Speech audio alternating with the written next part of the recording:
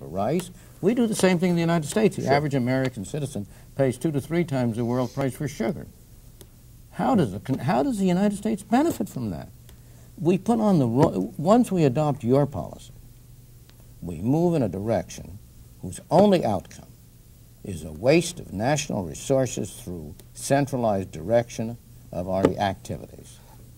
Germany's industrialization went like an express train all through the last quarter of the 19th century and the first part of the 20th century. German industrialization did not follow what was then the dominant ideology of free trade. It said, look, the British, well, please, come on. There was the marriage of rye and iron when Bismarck came in. Well, but they were targeted industries. What was the first thing the Germans did? They copied all the possible British technologies. They eliminated, but they first of all eliminated all their internal tariffs. I mean, Germany was Germany formed its nation. Yes, by within the nation, they opened up markets, and between the German nation and the rest of the world, they had lots and lots of trade. But they had targeted development. They had strategic policies, not stupid mass government inhibitions. They said, look, the future chemical industry, we push resources and we help the chemical industry. We protect it for a while because the British are well ahead. They did the same thing in steel, in chemicals, in machinery. Yeah. But if you look at it... nobody's ahead of the Germans in chemicals right now. But if you look at it, the problem is that we lose our sense of perspective. By today's standard, what Germany did in the period you're talking about, we would today call free trade. They did intervene. Well, I don't know what we mean. And that's exactly the same thing that you're doing with respect to Japan. You are not allowing for the extent to which see, what happened in Japan was between 1914 and 1939. Japan shifted policy and became a highly protectionist, a highly centralized, a highly controlled, and its real income went down. In 1939, it went into war, and after the war, it did abolish. In fact, Japan, since World War II, has been much less of a centralized and protectionist state than it was between the wars. That is probably very true, but since World War II... And by comparison with the United States, by my judgments, the United States is every bit as protectionist as Japan is. I'm not saying the United States is Snow White. I think we have a lot of protectionism, but we have stupid protectionism. The question is there any other kind? Yes, there is. Take a look at Japan, in post-war Japan. Take a concrete industry, automobiles, because they're important, and you can understand which strategically, MIDI, don't forget, try to suppress. Don't forget that. When you're talking about this wonderfully intelligent policy pursued by the Japanese government, that they actively tried to suppress the exportation of automobiles because they felt that Japan was silly for Japanese to compete in the world. The Japanese government has not batted 1,000 in its policy. I'd say they've been hitting about 465. Well, you use the example of automobiles. 1 minute, I will. Which a 465 hitter is Nobel Prize baseball. But I don't believe they've been batting. I believe that the post-war development of Japan is a tribute to the force of free markets in opposition to MITI. I think you cannot attribute it to MITI. This is all true, but it has no concreteness. This is ideology. Let's look at automobiles. It is not ideology. Automobiles are concrete. I can understand them, I can count them, I can drive them. If you look at the automobile market in Japan in 1962, the year I was getting out of college, so I remember the year, Detroit produced more cars in a week than Japan produced in a year. That's true. There was no way on earth Toyota or Nissan could have competed with Ford. And if we want to argue that Ford was too foolish to sell into Japan, there was Fiat, there was Volkswagen, there was Renault, and then there's the list of the dead, Austin and the other British makers. It was also very low Japanese real incomes. It was a smallish market. Yeah. How many cars were imported into Japan in 1962? Zippo. They go to 1965, Zippo. 1970, Zippo. 1975, Zip. 1980, pretty much nothing. A couple of BMWs with the steering wheel on the wrong side of the road.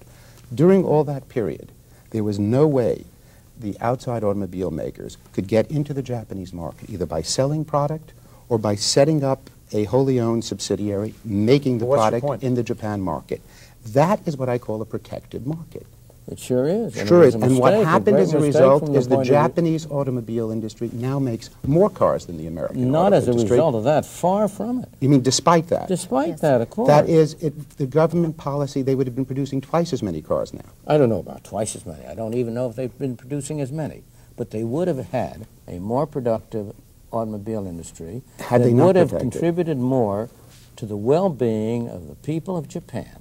Who could be against progress? That's not what we're talking about. But Yeah, you're but- against it. Well, Milton, Quite the contrary. I think there is an important point that we're missing here, though, Milton, and that is that we're talking about this as though we're an economic problem. I don't think protectionism is an economic It problem. isn't. Protectionism is a political disease. It follows the well-known pattern suggested by H.L. Mencken when he said that elections are a kind of a futures market in stolen property. And who is being stolen from here? It's the consumers who have to pay a higher price for the product. And who benefits? It's the manufacturers who get that, as it were, that tax that's levied on consumers. And the problem is that even if they know about it, consumers have no interest in going about and engaging in political action to stop it, because for them it means a few dollars more on a car or a few dollars more on a VCR or whatever, and they have no incentive to go out and engage in the political action to get the tariffs taken down or get the quotas removed. And it's so therefore a very insidious and difficult thing. It's nothing to do with economics. It's a political problem. Dr. Cohen, I understand what you're against. You think that free trade doesn't work in practice. What are you for? Well, it's not a question of free trade not just working in practice. It does not work in theory. Let's be very clear. These films you've been showing, I have never seen anything with quite the ideological content of that, as I said, outside the Middle East. You live a sheltered life. I have been fortunate.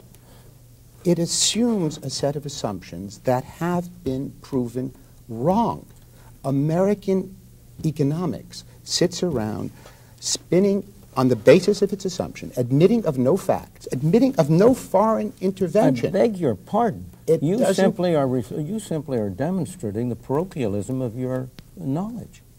The facts in that film are absolutely correct. What Japan did progress very much under free trade from 1868 to 1914.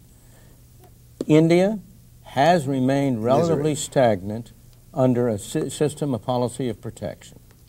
Those facts are correct. Those it is are also what we used to call glittering half-truths. The other half of those truths are Germany in the late 19th century progressed splendidly under strategic policy. Germany in the last half of the 19th century progressed greatly. It progressed greatly. And that Japan what Mike very was saying greatly. earlier, because it eliminated tariffs within the country. It got a large free trade area in the same way the common market has been moving, in the same way the U.S.-Canada agreement has been moving. It progressed greatly, despite the fact that it introduced some tariffs toward the external world. That's the two cases of the most successful rich country progress. Germany in the early 20th century and late 19th century, Japan in the post-war period. No, Japan in the post-war World War II period. Japan 1 minute, I haven't finished my sentence. Japan in the post-war period are the two most startling and impressive examples of truly muscular and impressive industrial. Both, you claim, were achieved despite the fact that they used strategic development policies. I would like to say England and the United States have, despite the fact they've tried to use free market policies and have not. We've had tons of protectionism in this country. But the intellectual climate that says protectionism, you only have one word, protectionism. It's like people in Florida talking about snow. There's one word, snow. Eskimos have 100 words for snow. We have one word Just for down from protectionism. Canada, don't forget. You know that. The Japanese have 100 words, despite the fact that these two countries have succeeded so well. You say, well, had they only done it our way, they would have done better. But I find that really hard to believe. You've had the last word, Dr. Cohen. Thank you for joining us on Free to Choose. Next week, we'll be discussing Eastern Europe and the road to prosperity.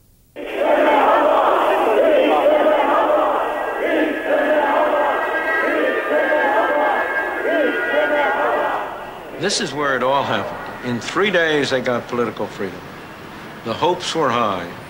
They thought economic miracles would follow quickly. Yet now it's a year later and almost nothing has happened.